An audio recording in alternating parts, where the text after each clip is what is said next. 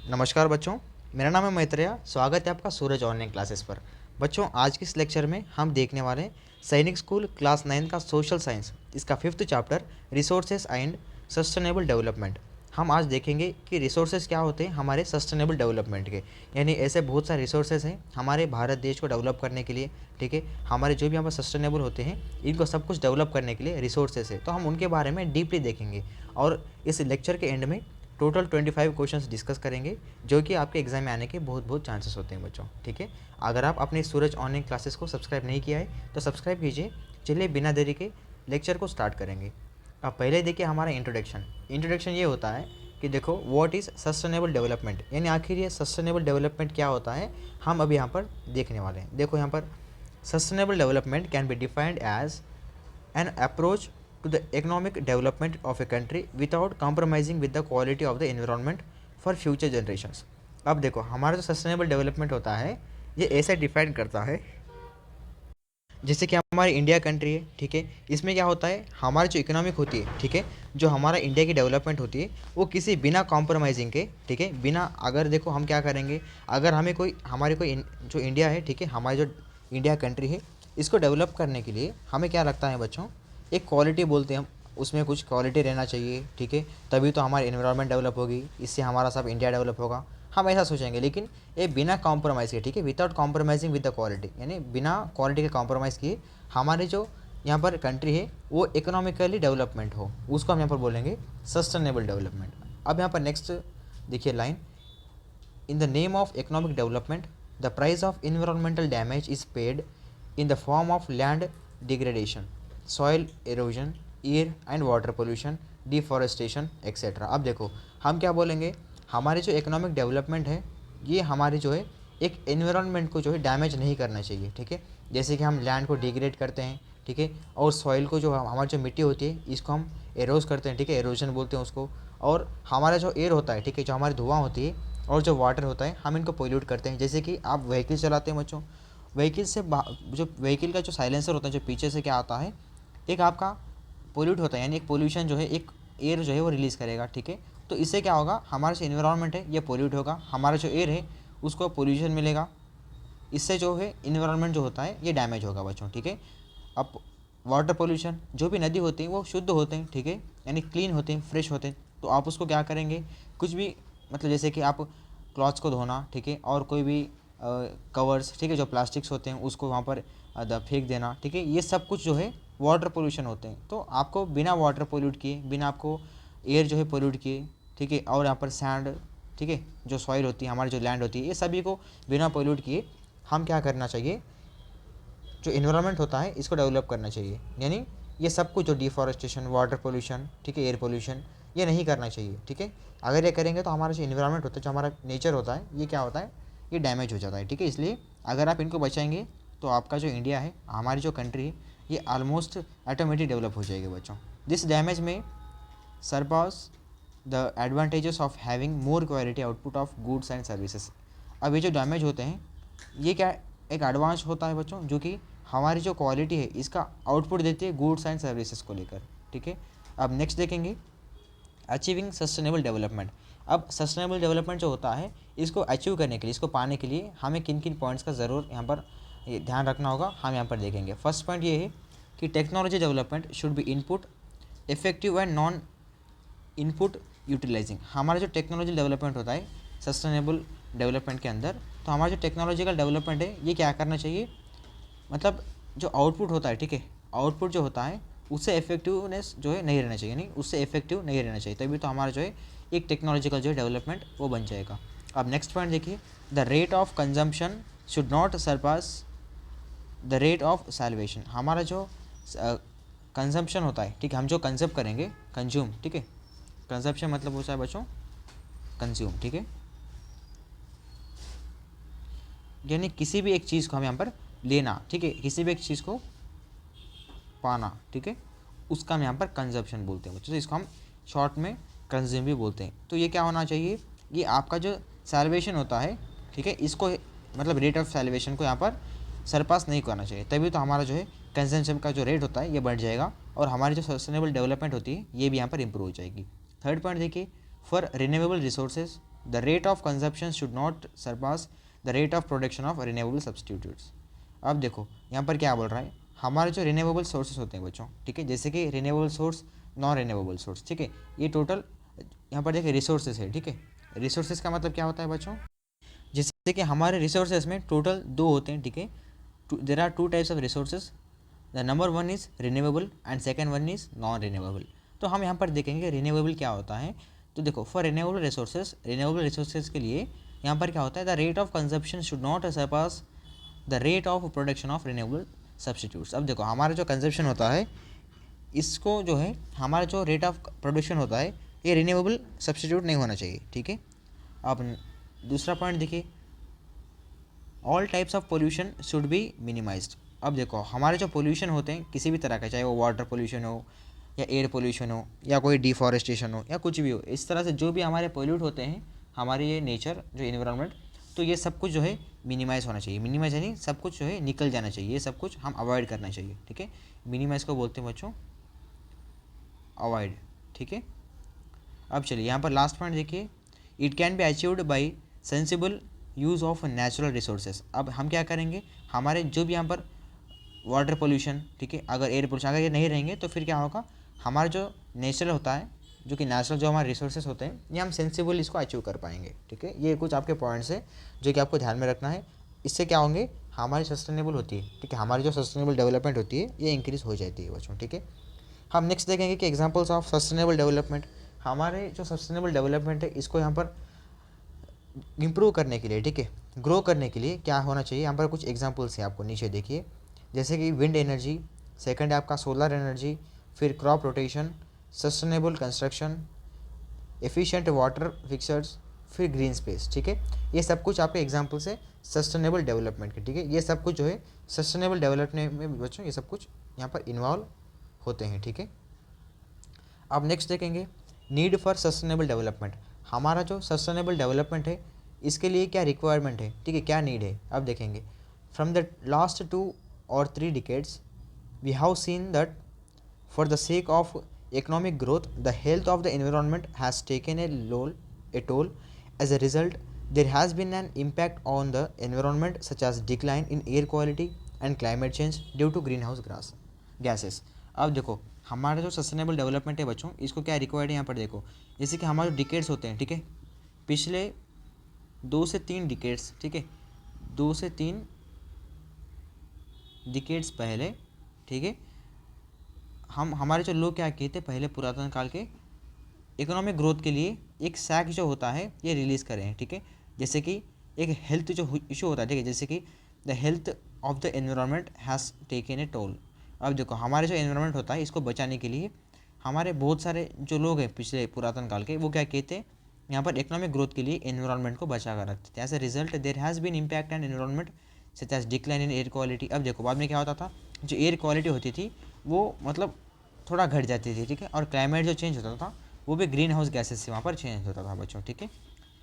All these factors led to the need for sustainable development, as if left unchecked it can cause irreversible damage to the environment. अब यहाँ पर ये बोल रहा है कि हमारे जो फैक्टर्स होते हैं, ठीक है, मतलब अभी आपको जो ऊपर हम फैक्टर्स बताए थे, ये यही फैक्टर्स है जो कि सस्टेनेबल के लिए वो रिक्वायर होते हैं, ठीक है।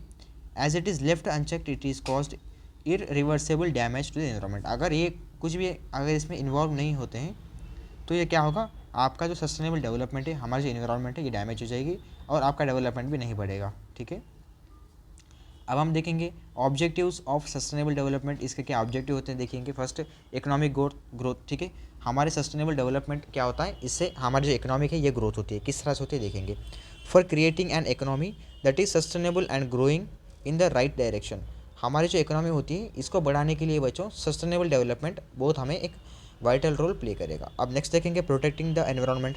हम जो है हमारा जो एनवायरनमेंट होता है इसको प्रोटेक्ट करना चाहिए, नहीं बचाना चाहिए। जैसे कि यहाँ पर देखो definition, the objective focuses on contribution by humans towards protecting and enhancing the natural environment by minimizing pollution and waste, also working towards reduction the global carbon footprint।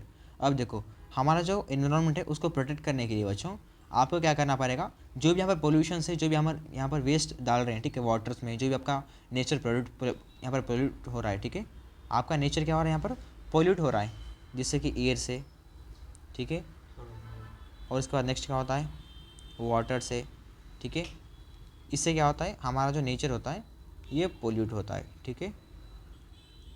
तो हमें क्या करना चाहिए, इसको सब कुछ बचाना चाहिए, तभी तो हमारा जो है एक इन्वायरमेंट जो है प्रोटेक्ट हो जाएगा और उसके बाद हमारी जो डेवलपमेंट होती है वो बढ़ जाएगी। नेक्स्ट थर्ड देखिए सोशल इंक्लूजन।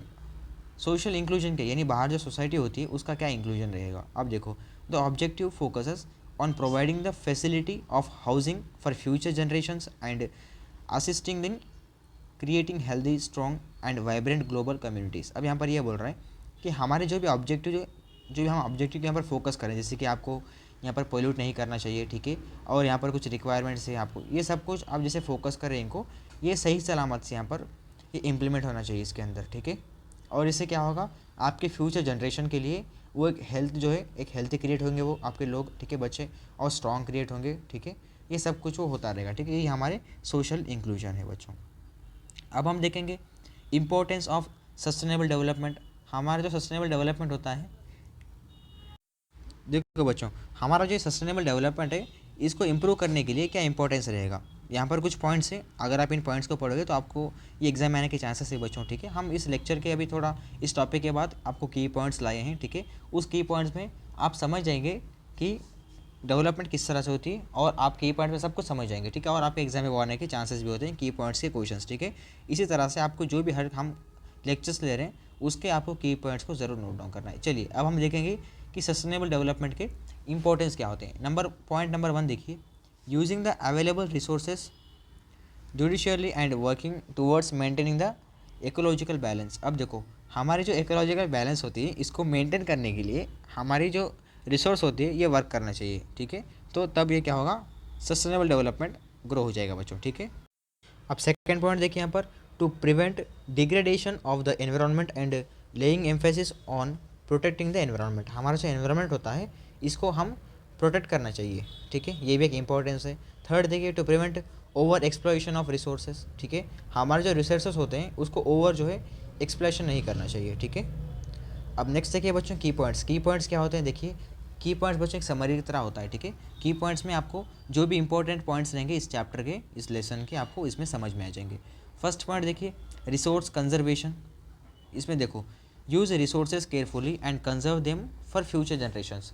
हमारे जो रिसोर्सेज होते हैं इसको सही से यहाँ पर कंजर्व करना चाहिए, यानी सही से इसको इस्तेमाल करना चाहिए हमारे फ्यूचर जनरेशंस के लिए। अगर आप अभी यहाँ पर हमारे एयर पोल्यूशन जो होते हैं, वाटर पोल्यूशन जो होते हैं, इसको हम घटना चाहिए, यानी इसको हम कम करना चाहिए। अगर आप इसको कम करेंगे तो ये अच्छा आपको रिसोर्स आपको केयरफुली आप इसको यूज़ करेंगे। अगर आप इसको इंक्रीज़ करोगे तो आपके जो भी फ्यूचर में बच्चे, जो भी लड़के, ठीक है, जो भी यहाँ पर जनरेशन आ रही है अगली पीढ़ी, उसको यहाँ पर बहुत यहाँ पर नुकसान हो जाएगा बच्चों, ठीक है। इसलिए हम क्या करना चाहिए, जो ट्रीज़ होते हैं, जो प्लांट्स होते हैं, इसको प्लांट करना चाहिए, प्लांटेशन करना चाहिए, झाड़ लगाना चाहिए, पेड़ पौधे।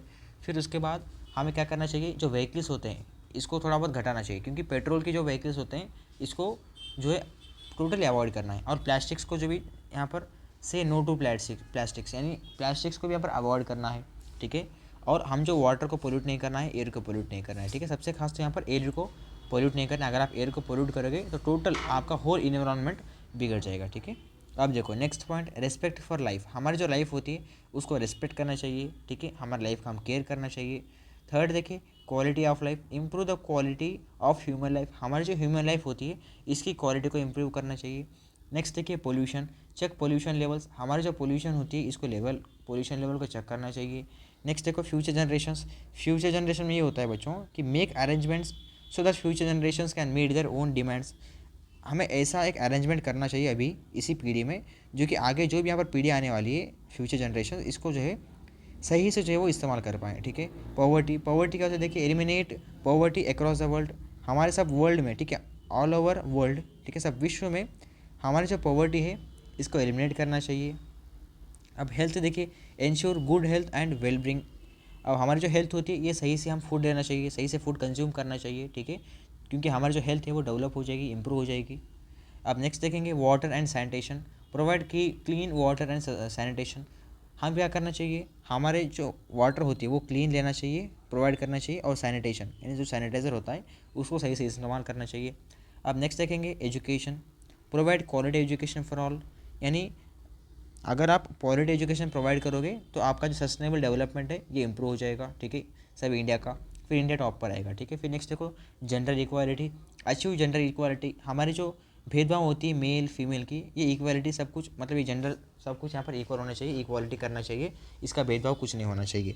नेक्स्ट देखेंगे energy, allow access to economical and clean energy, हमारी जो क्लीन एनर्जी होती है इसको टोटल इकोनॉमिकली एक्सेस करना चाहिए। फिर infrastructure, build up strong infrastructures, जो बिल्डिंग्स होते हैं, जो भी हमारे तरह तरह के प्रोजेक्ट्स होते हैं, इसको सही से बनना चाहिए, तब और भी आपका सस्टेनेबल डेवलपमेंट बढ़ जाएगा इंडिया का, कंट्री का आपके, ठीक है। फिर नेक्स्ट देखेंगे industrialization, support inclusive and sustainable industrialization, हमारे जो अच्छे अच्छे इंडस्ट्रीज़ होते हैं, जो फैक्ट्रीज होते हैं, उसको यहाँ पर जो है सपोर्ट करना चाहिए। ऐसा नहीं कि आपके जो पोल्यूशन की फैक्ट्री, इनको सपोर्ट नहीं करना चाहिए, लेकिन जो पोल्यूट को अवॉइड कर रहे हैं, वाटर पोल्यूशन को अवॉइड कर रहे हैं, ये पोल्यूशन को अवॉइड कर रहे हैं, उस तरह की यहाँ पर कंपनीज़, उस तरह से यहाँ पर जो इंडस्ट्रीज़ फैक्ट्रीज होते हैं, इनको हम यहाँ पर सपोर्ट करना चाहिए, ठीक है। फिर इनोवेशन, इनोवेशन ये होता है कि इंकरेज इनोवेशन, इनोवेशन को क्या करना पड़ेगा, हम इंकरेज करना पड़ेगा सस्टेनेबल डेवलपमेंट करने के लिए।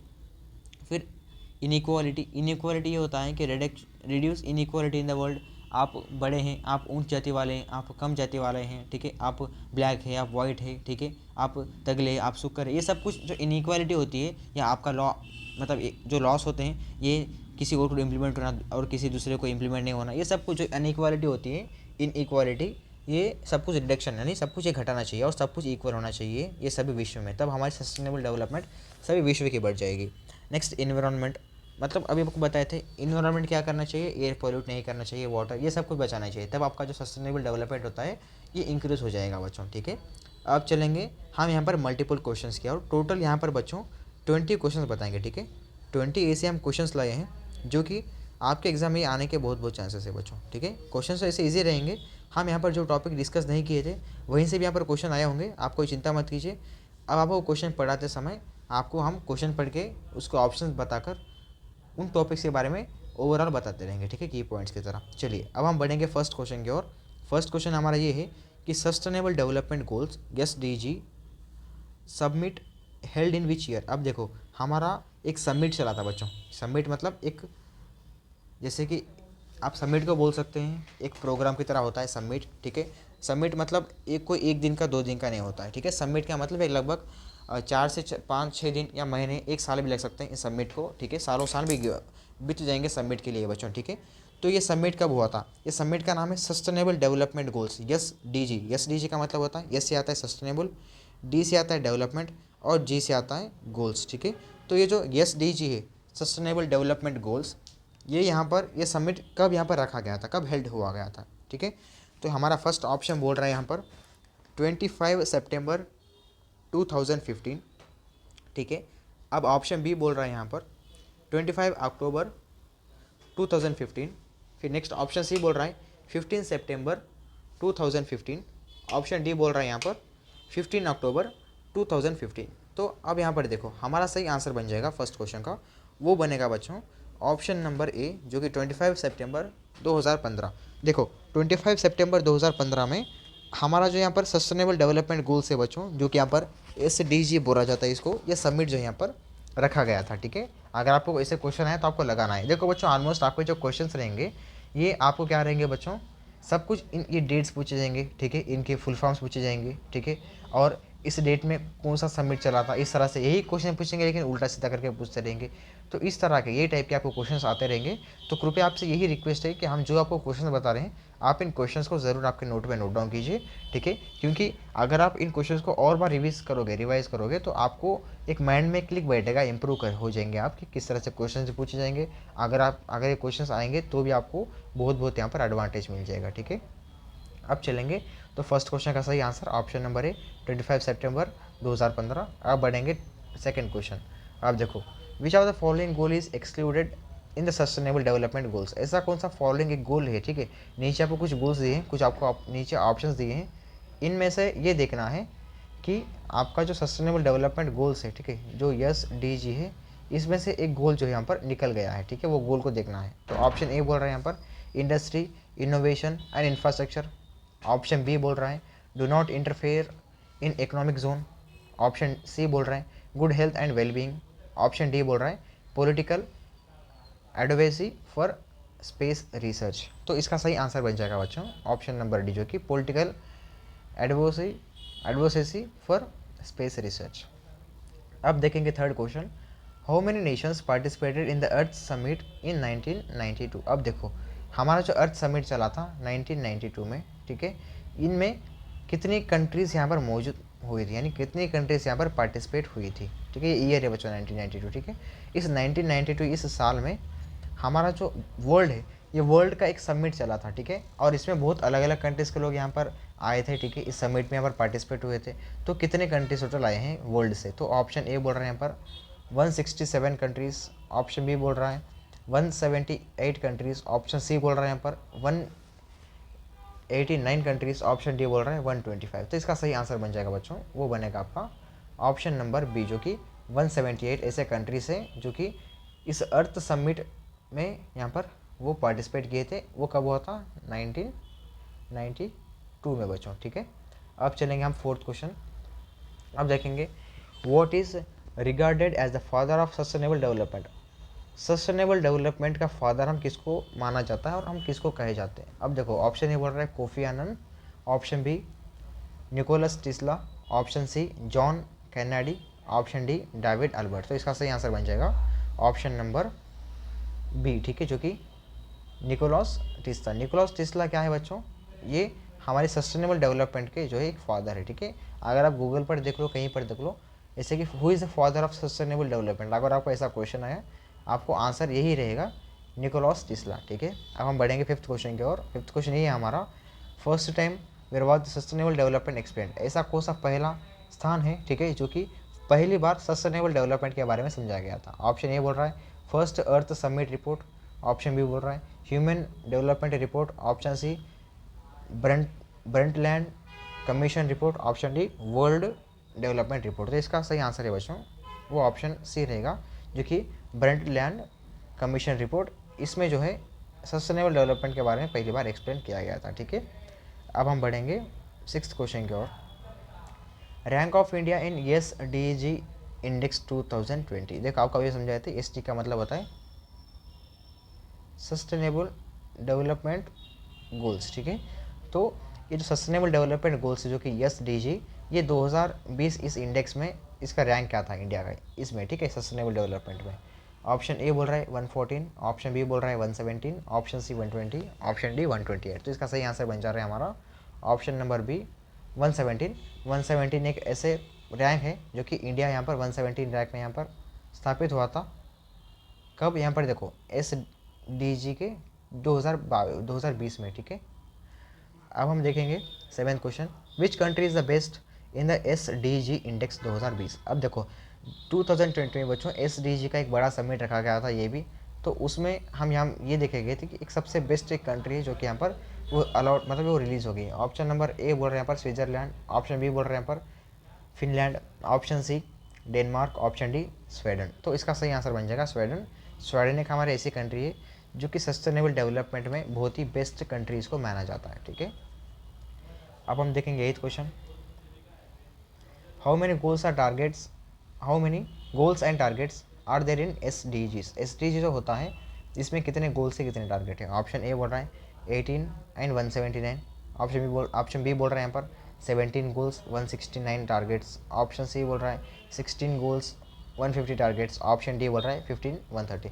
तो इसका सही आंसर बन जाएगा बच्चों ऑप्शन नंबर बी, ठीक है, जो कि यहाँ पर 17 एंड 169। ये जो गोल्स से बच्चों, ठीक है, मतलब ये क्या है, ये एक टारगेट का गोल है, ठीक है। How many goals and targets, ठीक है, तो ये हमारा गोल है 11 और टारगेट है 169, ठीक है। तो इतने सारे गोल्स और टारगेट है हमारे SDG में, ठीक है। अब हम देखेंगे 9th question, which of the following is the health related sustainable development goals. यहाँ पर ये बताया गया है कि ऐसे कौन से नीचे जो आपको पॉइंट्स दिए हैं उनमें से आपको देखना है कि सस्टेनेबल डेवलपमेंट का जो गोल होता है वो क्या होता है, देखेंगे। ऑप्शन ए बोल रहे हैं यहाँ पर zero hunger. Option B responsible consumption and production. Option C good health and well being, option D plastic manufacturing ban. Option इसका सही होने वाला है good health and well being. ठीक है, अब चलेंगे 9th क्वेश्चन देखेंगे। देखो, which of the following is the goal number 13 of sustainable development goals. मतलब सस्टेनेबल डेवलपमेंट जो गोल है SDG, इसका गोल नंबर 13 कौन सा है। ऑप्शन ए बोल रहा है क्लाइमेटिक एक्शन, ऑप्शन बी बोल रहा है life on land, option C बोल रहा है यहाँ पर life below water, option D बोल रहा है peace justice and strong institutions. इसका सही आंसर बनेगा बच्चों option number A climate action. हमारा जो गोल नंबर 13 है ये सस्टेनेबल डेवलपमेंट गोल में, जो कि SDG में, ये क्लाइमेट एक्शन जो है इसमें मैटर करता है। तो ऑप्शन ए सही है 10th क्वेश्चन का। अब देखेंगे 11th question. Due to the which report did the concept of sustainable development gain importance. ऐसा कौन सा है हमारा कॉन्सेप्ट है, ठीक है, जो कि सस्टेनेबल डेवलपमेंट पे एक इंपॉर्टेंस दिया है उसको बढ़ाने के लिए। ऑप्शन ए है world environmental concern association report 1976, option B बोल रहा है world environmental report 1995, option C बोल रहा है world commission of environment and development report 1987। ठीक है, ऑप्शन डी बोल रहा है यहाँ पर world health and space report. ठीक है बच्चों, ये जो डी है यहाँ पर नहीं, यहाँ पर है। ठीक है, अब चलेंगे, इसका आंसर से है option number C world commission of environment and, ठीक है, डेवलपमेंट रिपोर्ट 1987। हमारा जो सस्टेनेबल डेवलपमेंट है इसको इम्प्रूव करने के लिए, ये रिपोर्ट को जो है कंसेप्ट, मतलब इसको रिपोर्ट के कंसेप्ट को इम्प्रूव करने के लिए, गेन करने के लिए हमारा जो यहाँ पर रिपोर्ट है जो कि world commission of environment and development report, जो कि ऑप्शन नंबर सी इसका सही होने वाला है बच्चों। ठीक है, अब देखो 12th question. Millennium development goals MDG adopted in which year. अगर आपको MDG आया तो आपको लगाना है आंसर MDG का मिलेनियम डेवलप्ड गोल्स। SDG का क्या है बच्चों, सस्टेनेबल डेवलपमेंट गोल्स। ठीक है, आपको ये दो भी याद रखना है।